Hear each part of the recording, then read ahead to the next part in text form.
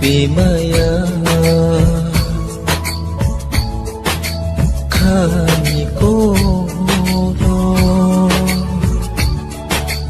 Wan sukai Tong kha o khao đã sinh ra ni khano khale sano dono si mino